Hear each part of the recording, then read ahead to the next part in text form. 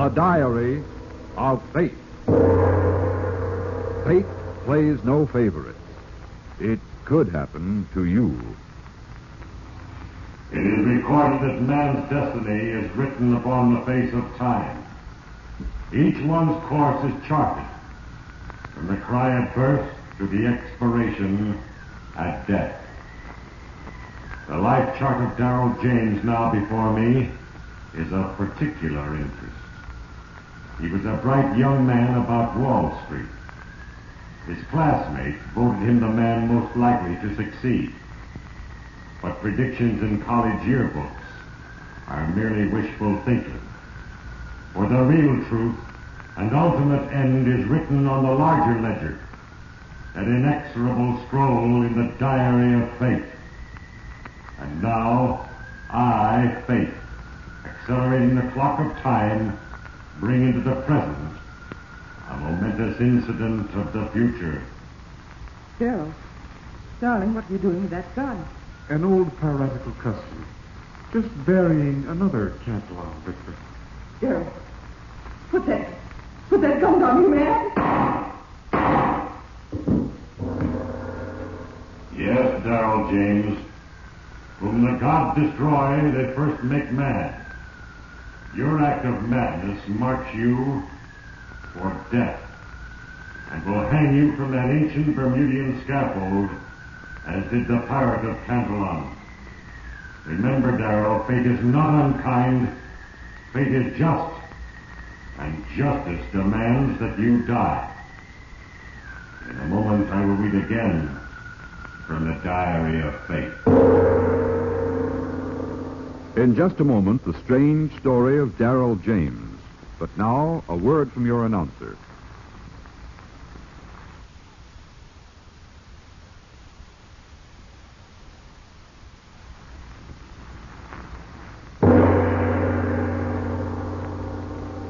In the life of Darrell James, an ultimate decision for evil was made. And that decision, so carefully thought out and planned, was doomed to failure because of the little things. For these are the tools with which I, Fate, mold the pattern of your invisible destinies. Remember, Darrell, it was in New York City. You were the customer's man who became the lady's man. You married Felicia Cantillon, whose social position and great wealth were her only compensation for a plain face and advanced middle age. Later, after a few years of living the comfortable life of a well-kept husband, you discovered Patty Daniels, a beautiful model. And this momentous night is another in the long list of weekly rendezvous. In one of those typical side street restaurants in Midtown New York, she waits for you. Good evening, Miss Patty. Are you alone tonight? I think I've been stood up. Would you order now, madame? No, Charles, I'll just nurse this cocktail along for a while longer. Very well, madame. Hello, darling. Oh. I'm sorry to be late. Do you mind if I sit down? Oh, now look what you've done. You've spilled my cocktail all over my dress. Charles, how about a cloth to dry off Miss Patty's dress? Oh, don't bother. Just order me another drink and make it a good one. For after tonight, I'm leaving this town and you for good. Now, Patty, let's not go through that again. I tell you, I'll talk to Felicia tomorrow morning. That's a couple of hours too late. After tonight, I'm finished. I get claustrophobia living in a marital triangle. But, Patty, you've got to give me time. Time? You said that 6 months ago. I know, but, well, I just can't walk out on her. You mean you just can't walk out on her money? What money? The Cantillon millions doled out in monthly allowances? I promise you I'll tell her in the morning. No, Darrell. It's been mañana once too often. Look, Patty, I gave you my word. I don't trust her. She'll bribe you to come back. It's over between us. I tell you, it's all over. The last time you said that, she came up suddenly with a 60-foot yacht. Please, Patty. What do you want me to do? I want you to phone her. Phone her? Why? I've got to know tonight. What's come over you, Patty? You've never been so difficult before. I've got an offer, a good offer, to go to California. I'm going if you don't phone her. I see. Okay, let's have dinner and then put the call through. Now. But there's no phone here. Telephone didn't say, Mr. James. Here's an instant, sir. Just plug the cord is behind it. Well, How convenient. Thank you, Charles. Shall I dial the number for you, Darrell? You're sure enjoying this, aren't you?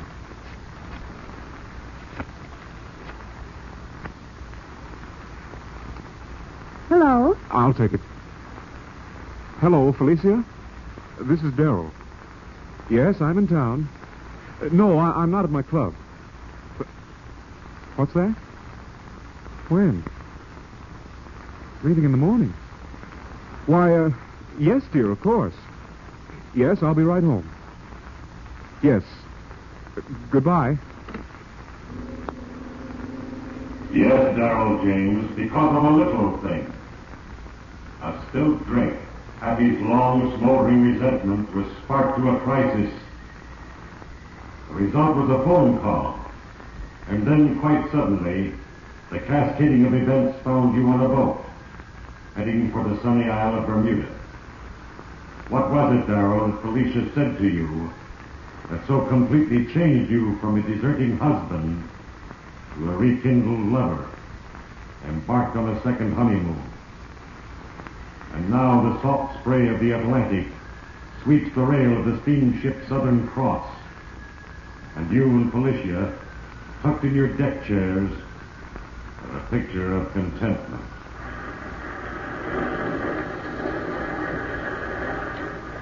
Oh, my. Oh, that was a big wave. Oh, darling, I dropped my purse. Will you pick it up, dear? Allow me, madam. I have it. Here you are. Oh, thank you. Pardon me, but I noticed that one coin you dropped. May I see it again? Why, of course. Here you are.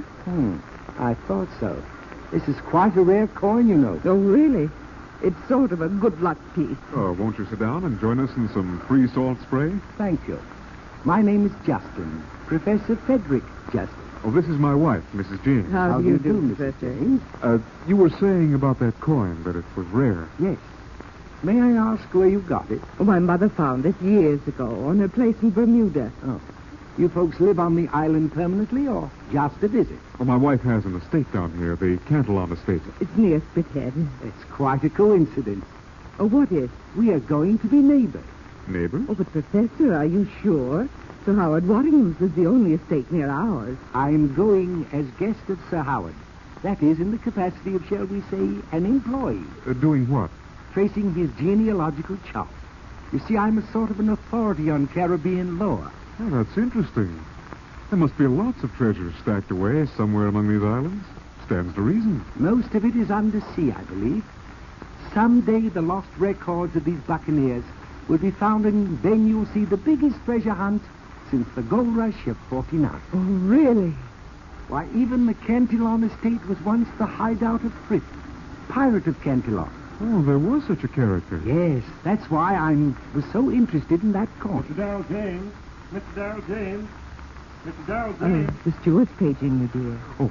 Oh, steward, right here. Mr. Darrell James. Yes. Cablegram. Thank you.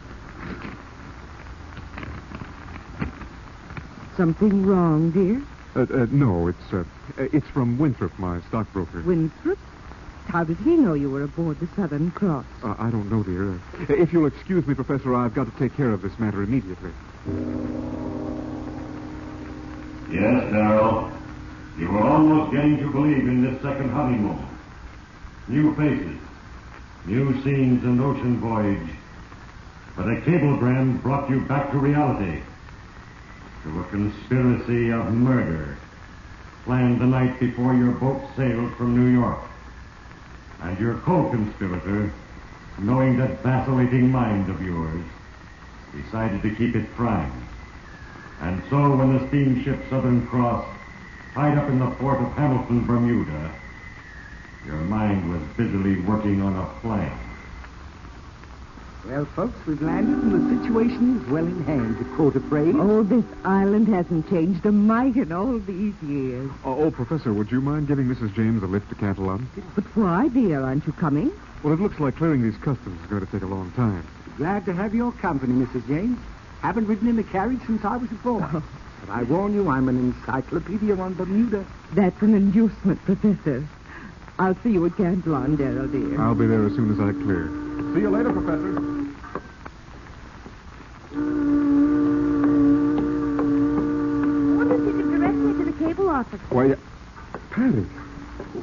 doing here? Stop looking at gas. Let's start walking. Now, what in the blazes are you doing in Bermuda? Your wire Never said... mind what my wire said. I signed that and sent it for a very good reason. But why? Because I found out that everyone who checks in on this island has to check out after a certain amount of time or apply for permission to stay on. There are 101 holes in your plan. Now, Patty, why didn't you let me work it out in my way? Didn't it occur to you that it would look mighty suspicious if a Mrs. Darrell James came to Bermuda and didn't leave? Well, I hadn't thought of that. Anyway, you've got to stay out of sight. That is, until you're ready to leave. I know all about staying on side streets. You taught me all there was to know. Remember, darling? Well, just where are you staying? A private home in Warwick West. No one knows whether I come or go. Well, just stay right where you are. I will. What about you? Well, the first step is to find out about the airport deal and how to get that cash. And the next step is getting rid of Mrs. Darrell James, the original. We'll cross that bridge when we come to it. Just make up your mind to cross it, Darrell, because I've burned all the other ones behind us. Yes, Darrell. The fire of passion has burned many bridges. And though this last one on which you stand has spanned an ocean, there is still a chance to turn back, but for one thing: greed. It is the bond between you and Patty, and it has soul-searing qualities. And so now you ride back to Cantalon. You watch the setting rays of a semi-tropical sun, and spacious Cantalon looms almost medieval in the descending twilight. And waiting for you as your ancient carriage rolls into the courtyard is Felicia, the original Mrs. Darrell James. Well, I thought you'd never get here. I did, too. Took hours to clear the customs. Hey, this is quite a place. Does it extend all the way to the bay? That's our private dock, I'll have you know. It looks almost as big as the port at Hamilton. Yes, it's too big. Become sort of a white elephant. I see. In fact, I'd almost forgotten about it myself. Then I got this wire from the airline company offering to buy it. They said something about using it as a seaplane base. Yes, it's admirably laid out for an overseas base. Well, might as well get rid of this coat. You dropped something here. Looks like that cablegram. Why, it's signed Mrs. Darrell James. It was a little thing. The accidental incident. A crumpled cablegram signed not Winthrop, but of all things, Mrs. Darrell James. You'll have some explaining to do, Darrell, even to Felicia. Simple soul that she is. Perhaps your whole plan will dissolve into thin air. Soon, Darrell James, I will write again under your name in the diary of fate. Our story continues in just a moment. But first, here is our announcer.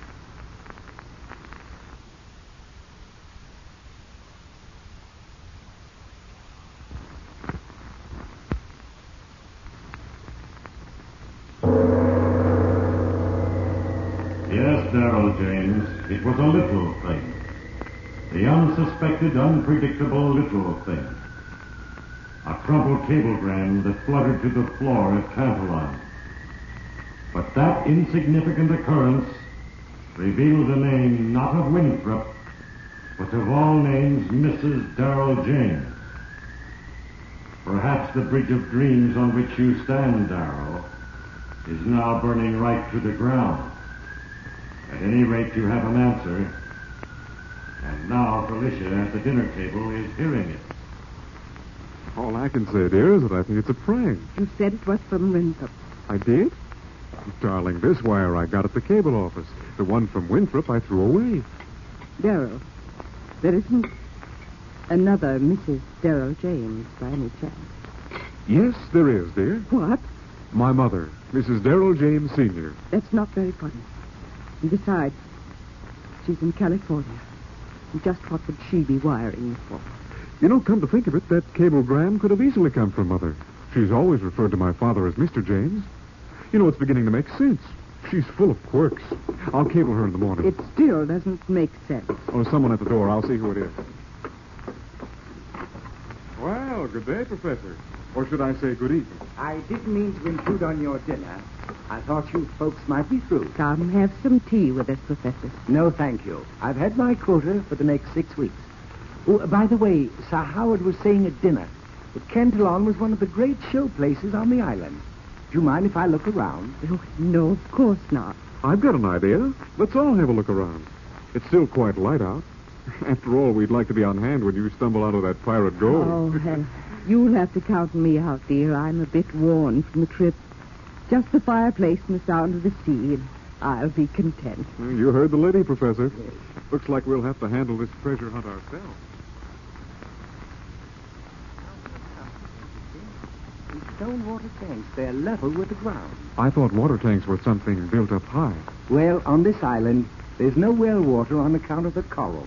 So your only supply is the rainwater. See these roofs sort of corrugated and lime painted. They serve as water catchments for the rain. You're sure you got this all out of books, Professor? Sir Howard was telling me that the water tanks on his estate and this one have secret storage rooms directly under them. For what? To hide their pirates' loot from the inspectors of His Majesty's government. Well, maybe there's still some of the treasure hidden there. Not very likely. But anyway, let's have a look. Now the trick is to find the entrances. And just how do you do that? Well, it must be parallel to Sir Howard's tank. At least, that might make a good place to start. What about over here? I think you have something. Yes. Yes, this sounds like it might be near. Now, the tank is here, and if the room is underneath, it must be here. Look. Look under the dirt. It sounds metallic. You're right, Mr. James. This may well lead to it. Here, just grab a hold here now. Pry it open, the covering with this 2x4. Yes. Ready? All right. Well, this is something. Look, Professor. Those stone steps, they lead down to something. Willing to investigate? Well, it looks pretty ominous. Okay, let's go. Now, don't lose that flashlight, whatever you do. No. Man, this joint looks weird. I hope that water tank doesn't decide to give way after all these years. Now this tunnel leads to somewhere. Why, look, Mr. James. Here's a room. Is this where the pirate of Cantelon hid his booty? Say, look at those spigots in the wall. What do you think they were for? They seem to connect with the water tank. Probably used for the overflow. When the rains got too abundant, they might have let some of the water into this room. Maybe it was to drown his victims. You know, this claw seems hollow. I wonder if there might be another room below. Why, George, you're right, Professor. Look at these metal rings. Must be attached to something. Let's take hold and see what happens. Yeah. It's coming up. There. Put that flashlight down there, Professor. There. Why, it's another room. Shall we investigate? Might as well. We might find the treasures of the pirate of Cantelon. Well, now I've seen everything. This is a strange setup. And foul smelling. Like the corpses. Let's go further in. Say, Professor, those vaults, what are they for? Looks like Egyptian mummies. Perhaps this was the special room for the pirate ship. This room gives me the shudders. Looks to be an ideal place for murder. So it would seem, Professor. So it would seem. As it so often happens, it is the little things that resolve into the big things. A rare coin resulting in a shipboard acquaintance, and a casual stroll around Cantelon that led to the secret room. You have chosen the path of evil, Darrell, but all you can see is the perfect road to success. And so you planned as you traversed it, step by step. Operator, connect me with Warwick 29, please. Hello, Patty. Listen, make reservations for one on the airways tonight. Sign the passenger list, Mrs. Darrell James. Well, Good morning, darling. Up early, aren't you? Well, it was such a beautiful morning I couldn't resist strolling about the grounds. Sounds like you've fallen in love with the place. Well, as a matter of fact, I have. I'm jealous. You know, Felicia, after looking over the place, I've got an idea. You don't want to sell. No. I thought it might be nice to sort of keep that strip with a guest cottage. It runs right alongside the water tank. It'd be nice to have a little place to come down to on a vacation. But would the airline company object to cutting off part of the estate? No, not at all. I talked to Driscoll and said that we'd make an adjustment in the price. It's only a matter of some $7,000. And what did he say? Well, oddly enough, they were going to build a wall right about there, so they wanted to close off Sir Howard's property. Now all they have to do is move it so many feet west and have it close off our property. But I think that's wonderful, dear. Then we can stay down here for a while. That's just what I was thinking. Now come along. The sun's up, and I want to show you the pirate's den that the professor and I discovered. My word, Darrell, you haven't shown this much enthusiasm since we eloped. Well, the second honeymoon has gone to my head. Come along. You know, the professor is really a whiz. He's never been here before, but by reading and researching, he knows more about this country than most of the natives. So this is where you were last night. Mm-hmm. Now watch this. I pick up these iron doors, and presto, it opens. Wow. Why, this is unbelievable. Watch your step. Here's room 1. It's another room? The room below, that's where the pirate hid his booty. Below here? Oh, I don't feel like coming down there. Air is so foul. Oh, you've got to see it. This place scares me. Now, follow me down. Here, hold my hand. Here we are. Do you see those vaults there? Yes. Well, that, darling, is where the pirate of Cantillon buried his treasures and his victims. Yes. What are you doing that time? An old piratical custom, dear. Just burying another Cantillon victim. Yes. Don't point that gun at me. You're mad. And now we'll find you a nice casket. There you are.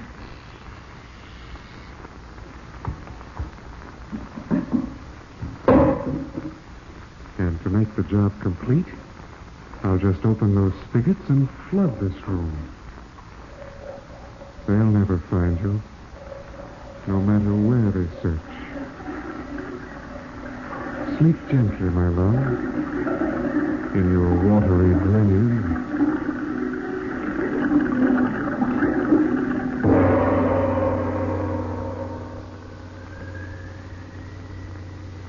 As the water reached the top of the dungeon room, you shut off the spigots. The large false metal floor was put back in place. You busied yourself shoveling it over with dirt to make the setting perfect. Once again in the open air, you fitted the flat metal door securely in place, covered it, and walked slowly away without even a passing glance of contrition. But the crime has been recorded on the infinite scroll, and soon I, Fate, will record the final entry under your name in the diary of fate. In just a moment, the surprising conclusion to the story of Darrell James. But now, here again is our announcer.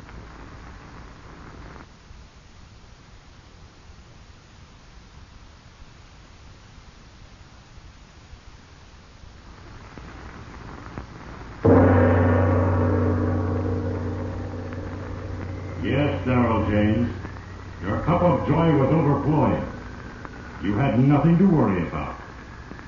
You received Mr. Driscoll of the airlines graciously, explained that Mrs. James was suddenly called back to New York. You received a certified check for $193,000. You made reservations for your return to the States by plane. Late that evening, as you start up the ramp toward the loading zone of the airlines, someone stops you. Mr. James? Mr. Darrell James? Yes? I'm from police headquarters. You're wanted to identify a body. A body? I don't know what you're talking about. Your wife's. You found it? Sure. It's all over the front page of the papers. I never thought you'd find her. Well, it took a bit of searching. Look, I'm not the man you want. You're her husband, aren't you? Yes, but I'm not responsible for her death. It was another party. A woman who planned it. A what? It was, eh? Sounds interesting. Tell me more. The murder was Patty's idea. You say the murder was Patty's idea? And who was Patty? Patty Daniels. She was jealous of my wife. Go on. She knew about the secret room below the water tank. She got my wife to go down there and then shot her. Shot her? Shot Mrs. James? Yes. Where could we find this Miss Patty Daniels? Well, she left last night on Flight 7. She's probably in New York by now. Flight 7, huh? Well, we can check that. I have a list of the passengers here. Well, she's probably listed as Mrs. Darrell James. We have a Mrs. Darrell James listed. Then Patty Daniels is the person who posed as Mrs. Darrell James. Is that right? Yes, that's right. Well, before booking you for murder, young man, you're going to identify the body of a Mrs. Darrell James, alias Miss Patty Daniels. You see, we just recovered all the bodies of the passengers in the crash of Flight 7. As I said before, it was all over the front pages. Yes, Darrell James. The ironical coincidence led you to a confession. A simple routine question concerning the identification of a passenger listed as Mrs. Darrell James caused you to blurt out the real truth. It came so close to being the perfect crime, didn't it? And now it is time to close the book. In the case of Darrell James, as in the cases of all mortals, I, fate, am but the instrument of a plan. And the countless little things that happen are the tools with which I work. Darrell James made a decision for evil. Then I, fate, intervened. And because of little things, he unwittingly confessed to a crime for which he will pay with his life. Heed well the moral, you who listen, and remember, there is a page for you in the diary of fate. Included in our cast were Herbert Litton, Virginia Gregg, Joe Forte, Byron Kane, Ray Erlenborn, Jimmy Murphy, and Hal Sawyer. Diary of Fate is a Larry Finley